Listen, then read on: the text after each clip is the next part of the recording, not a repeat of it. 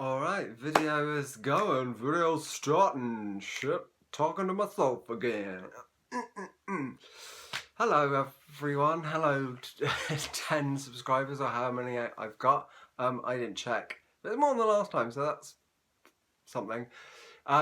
Yeah, right, so what am I gonna fucking talk about? Well, first things first, I've got a bit of a new look going on. I don't know whether you've noticed. Wow, jealousy brings out a very ugly colour in you. I like it. So, yeah, I guess if you don't, you can fuck off. And on the topic of ugly colours, this is L'Oreal's American School Bus Yellow. You are welcome. It's not totally what I intended, but you know, it's, yeah, done it. It's a thing. And a moustache, a big fat moustache, which I didn't know I could grow, so go me. That's exciting.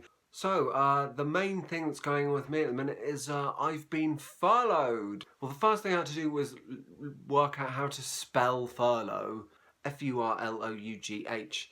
It isn't spelled anything like it sounds. It's a weird one because it's spelt like it should be pronounced furlough as in plough or furlough as in trough. I know it's not pronounced furlough as in through though, as a very posh acquaintance said to me the other day, and when I corrected her, she told me to piss off. Like, you know you're posh when you're saying off as in awful, not off as in awful. Anyway, I'm getting off the point. So I've been furloughed. Now, you might not have a GNVQ in body language, but I wonder if you can intuit how I feel about that. It's brilliant! I love it! Because the thing is, I don't have a great job. I try to convince myself that maybe it's not the job that's the problem, it's how I look at it.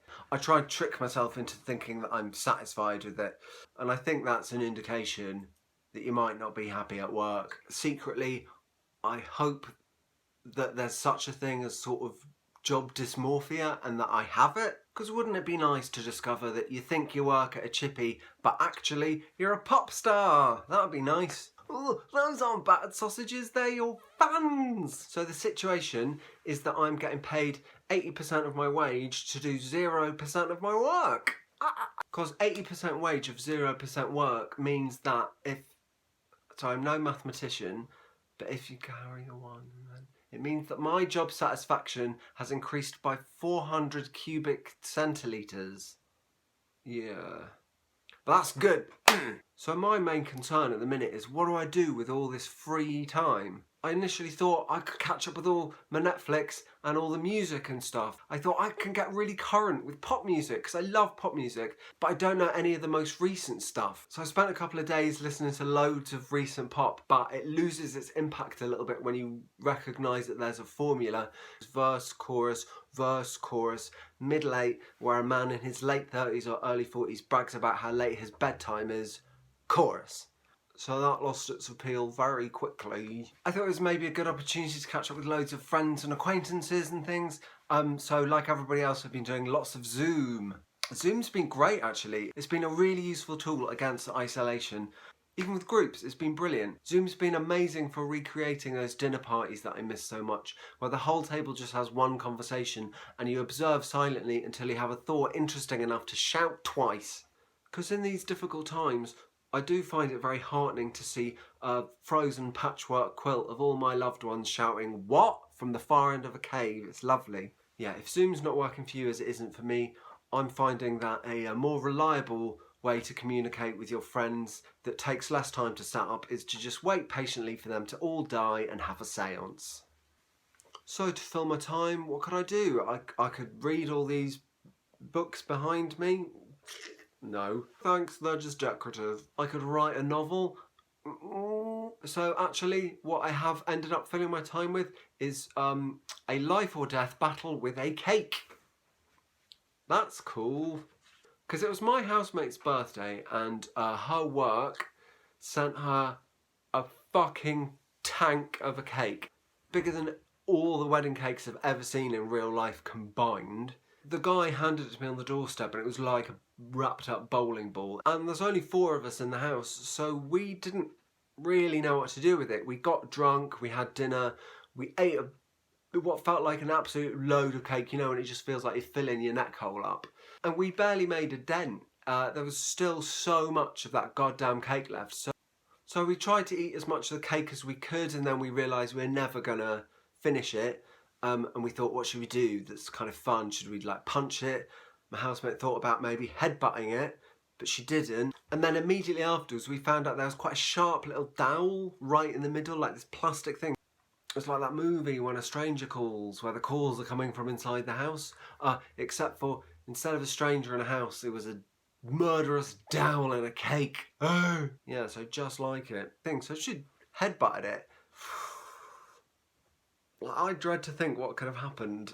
But it made me wonder whether the cake man who delivered it had any kind of duty of care to be like, just so you know, it's got a big fat dowel right in the middle. But I suppose you'd assume that people would only be cutting into a cake with a knife and then it wouldn't be a problem. It's hard to know whether at the doorstep he should have been like, happy birthday, don't face punch this cake, yeah? I suppose they can't warn you of every potential misadventure that you might be dumb enough to get involved in, right? I mean, when you buy a toaster, they don't say, oh, enjoy your toast, also don't cram this toast up your arsehole, yeah?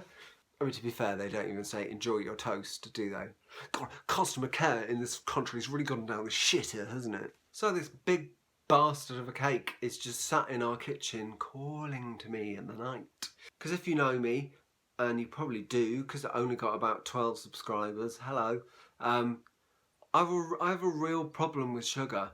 I just can't stop eating it. It doesn't matter how awful I feel. And I don't really understand what that instinct is. I suppose it's some kind of hangover from caveman times where it really was beneficial to put on as much fat as possible. But it's an instinct that as a modern person it just goes absolutely against your better interests. It's probably the exact same type of instinct that says, oh, this attractive, interesting person that would like to date you is probably too nice to date. Or the same kind of outmoded instinct that says, go on, kill that lady.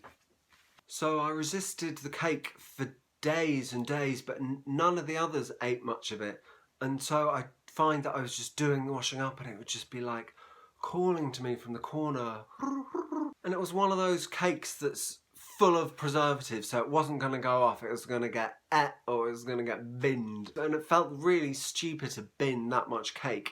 But the problem is, I got a real problem with sugar and I'm stuck in the house with this cake. It's like that movie When a Stranger Calls, except instead of a stranger in a house or a dowel in a cake, I'm stuck in the house with a cake that's fucking coming for me. So after resisting it for days, I was weak-willed for a tiny little moment and thought, I'll just have a little sliver. And then that was it. I was done. Over the next 12 hours, I fucking pounded that cake. I went back to it about 7 times. I showed that cake a good time. But then I just felt so incredibly guilty because I always eat really well and I exercise and I keep it up for about 3 weeks or something, and then I just reach this point where I just blow it. I just have some kind of orgy of sugar. So about 3 weeks of really good lockdown workouts and good eating were ruined in half a day of just cake smashing like a big fat pig. And hyperbole aside, it's realistically the difference between dad bod and dad bod. But when it's your own body, it feels like the difference between an Olsen twin and Jabba the Hutt, you know what I mean? And I'm trapped in this body with its inability to resist any cake. It's like that movie When a Stranger Calls, except instead of a stranger in a house, a dowel in a cake, or a cake in a house, it's about an inability to resist a cake in a body. And after my 7th helping of this cake overnight, my housemate saw me in the morning coming back to it and eventually had to pretty much wrestle it out of my hands and put it in the bin covered in washing up liquid so I couldn't just eat it out of the bin. It was just like that movie, Legend of the Guardians, the Owls of Ga'Hoole, except instead of an owl trying to warn his owl friends, it was my housemate trying to stop me eating a fucking cake. So yeah, I can't resist cake. Yeah, sorry, I'm getting a lot of texts. I'm cool, I'm popular. And so, in conclusion, nothing.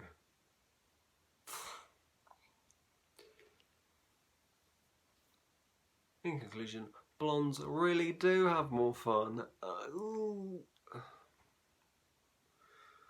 Bye.